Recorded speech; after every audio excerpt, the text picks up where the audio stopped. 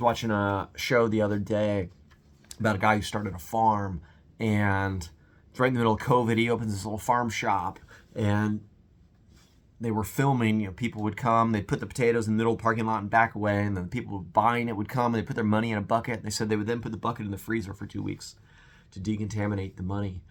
And I remember when we were all going through that, we were trying to figure out, what do we do? How do we live? What's safe? And we were all encouraged to self-isolate, and how weird it felt. It was alien to voluntarily isolate from other people, because that's not how we're made. And so exciting when we were able to return to community and stop isolating. And it's amazing. We read the story in Mark 5 today about this man who's in the tombs, and he's been cast out from the community. And Jesus comes and he casts the demons out of him.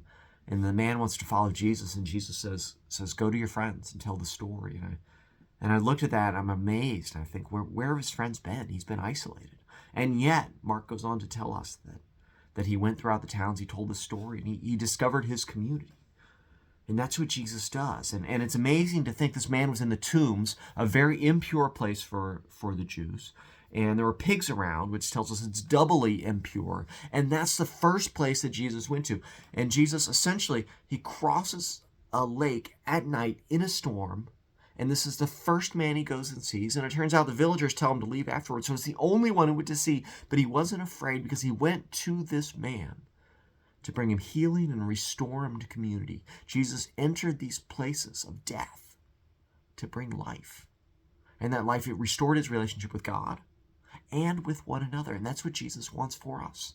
None of us are too far gone for Jesus. Jesus shows us how far he's willing to go for a single person in this story today. He shows us his dedication and his power and his compassion for us. Thanks be to God.